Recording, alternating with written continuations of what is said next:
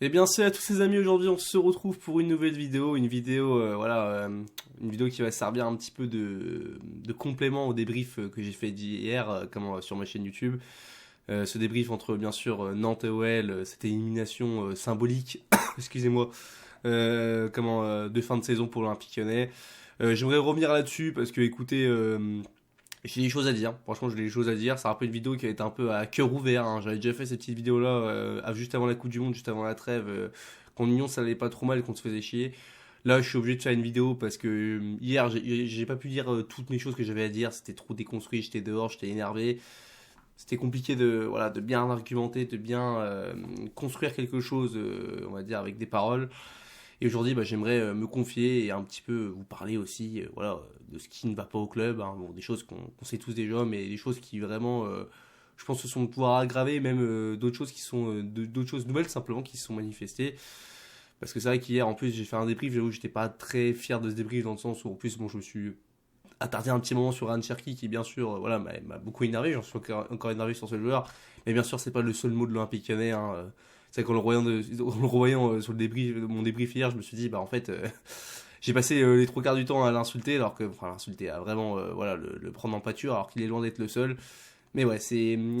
En fait, je pense que si j'ai pris Ryan Cherki en, comment, en pâture, on va dire, en bouc émissaire, si je peux dire, je pense que vraiment Ryan Cherki, c'est un peu, on va dire, j'ai l'impression, le symbole de ce Olympique Lyonnais d'aujourd'hui, ce symbole d'arrogance, ce symbole de mépris des supporters. Tu vois, c'est peut-être pour ça que je me suis pris Ryan Cherki, parce que je vois en lui tout ce que je n'aime pas à Lyon, le gros problème de Lyon, enfin bref, on va en parler.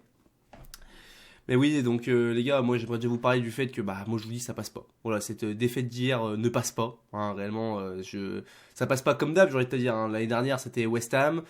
Il y a 2 ans, c'était Lille, quand on perd le titre, qu'on gagne 2-0, qu'on perd 3-2. Il y a encore quelques années, bon après il y a eu le Covid, etc. Mais beaucoup d'autres saisons comme ça qui sont vraiment décevantes, où à la limite on a réussi à se qualifier en Ligue des Champions, mais on avait vraiment, on se contentait de ça parce qu'on n'avait rien d'autre à côté.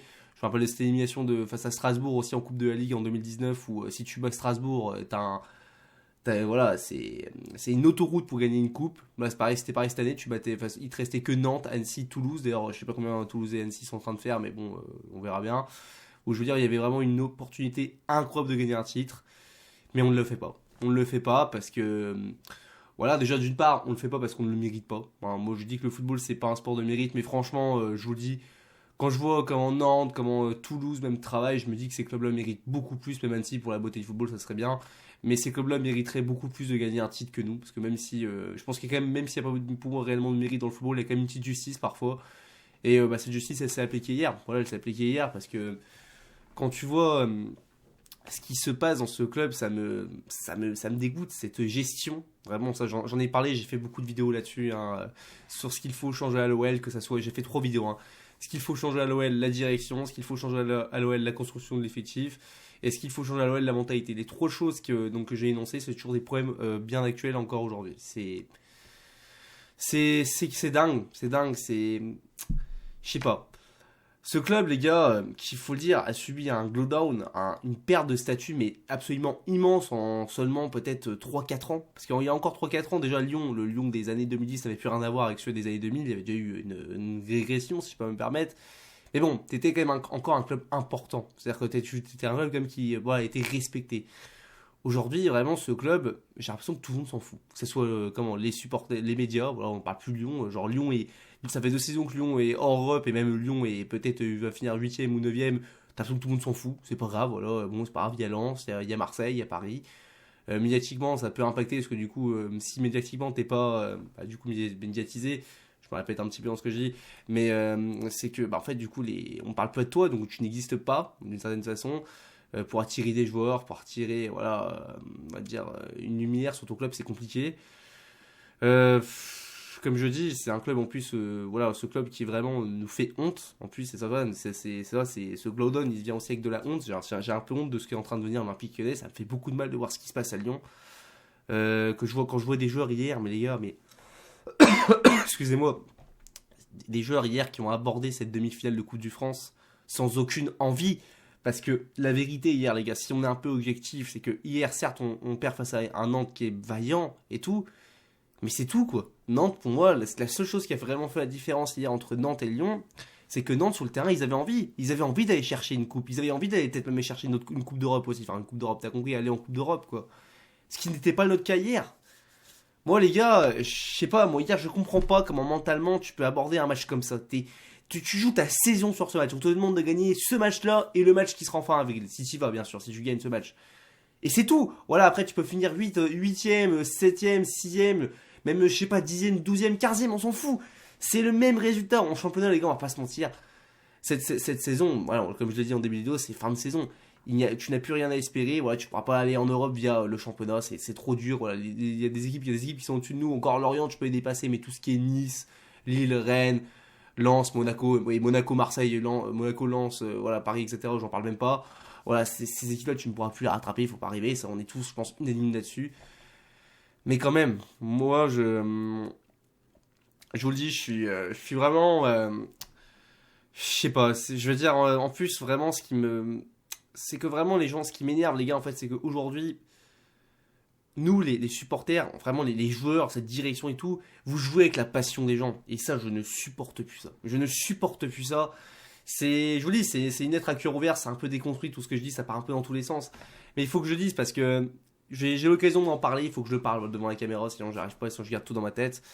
Et moi, quand je vois, voilà, ces pauvres supporters, les gars, qui se déplacent, voilà, qui font des déplacements, il y avait plus de 1000 supporters lyonnais qui se sont déplacés pour aller voir ces mecs-là qui ont livré cette prestation-là. Mais c'est honteux, mais c'est une honte, sans déconner. Des mecs qui chaque week-end font des déplacements dans toute la France et tout, pour qu'on leur serve cette bouillée de football. Parce que, faut le dire, les gars, cette saison, en plus, c'est ça le pire, c'est que tu prends aucun plaisir. Ça fait déjà des années qu'avec Lyon, à Lyon, tu joues pas réellement bien, on va pas se mentir. Que ce soit sous Genesio, que ce soit sur Rudy Garcia. Sur Rudy Garcia, il y a une petite période, ça allait. Buzz, au début, pareil, les débuts, bon, sous les 5 premiers matchs, c'était pas trop mal, on voyait les intentions. Mais après, ça redescend, quoi. Tu te fais chier en regardant Lyon. Tu te fais chier. C'est moche à regarder Lyon. Lyon, c'est moche à regarder. C'est ça. C'est tout simplement ça. C'est moche à regarder. Franchement, les supporters, en plus, que je trouve réellement gentils, parce que quand je vois les médias dire qu'on est méchant avec les Toko et Kambi qui se plaignent, ouais, et tout, ils ont insulté ma mère et tout, ce que je condamne fermement, hein, complètement, je suis entièrement d'accord avec ça. Pour moi, Toko et Kambi, tous les supporters qui insultent les mères et tout, la famille, ça n'a rien à voir, tu vois. C'est le joueur et lui.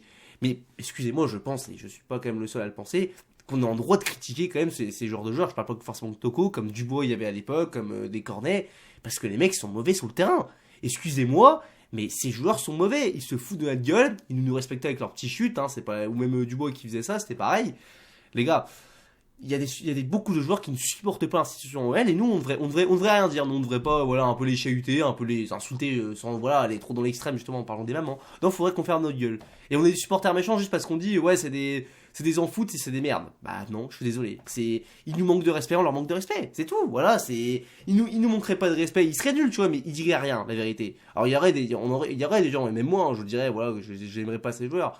Mais tu vois, j'irai pas non plus dans les insultes vraiment très violentes. Forcément, il faut bien que vous doutez que ces gens-là conduisent à la violence. Et ça, les supporters, ça je le disais, de toute façon, je reprends un peu des éléments que j'ai mis dans mes précédentes vidéos dans ce qu'il faut changer à l'OL. Mais les supporters, quand ils sont très gentils. Parce que ce que ces joueurs-là ont fait à Lyon, je vous assure hein, que s'ils sont à Marseille, s'ils sont à Paris, s'ils sont à Lens, s'ils sont même à Nantes, hein, comme hier, mais ces mecs-là, les gars, ils sortent pas du stade. Mais ne me dérivez pas, hier, ils ne sortent pas du stade. Je parle, voilà, si on joue à domicile et qu'ils font des prestations comme ils ont fait hier, ils ne sortent jamais du stade. Faut pas rêver, les gars. Oh, c'est une dinguerie. Bon, Paris, c'est un peu différent, tu me diras, c'est maintenant, mais le PG d'avant, dans les années voilà, 90, 2000, c'était ça, tu vois. Moi, c'est pareil. J'ai beaucoup de mal avec cette politique du club ces dernières années qui s'est installée, j'en reparle, je me répète. Mais ces joueurs, en fait, nous, l'Olympique Lyonnais est devenu une publicité, la vérité, pour certains joueurs. Certains, ils en ont rien à foutre du club, aucun respect de l'écusson, du maillot, rien, des supporters. Les mecs sont là pour se faire une publicité, ils sont là pour performer, pour que voilà, parce qu'on sait qu'à Lyon, voilà, il y a beaucoup de cracks qui émergent et tout.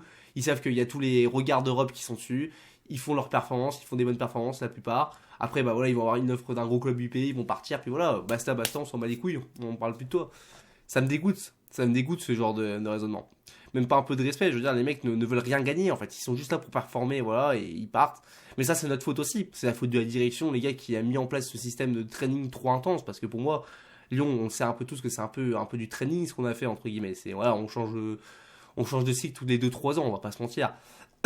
Il y a très peu de joueurs qui restent plus de 2-3 ans à Lyon ces derniers temps, pour la plupart, ou alors c'est ceux qui vont rester, c'est vraiment les caves, tu vois, les joueurs pas bons, on va dire, les Cornet, je sais pas, les Marcelo, les Youssouf Koné qui vont revenir. Enfin, tu m'as compris, quoi. C'est les joueurs des Dubois, les joueurs comme ça, quoi.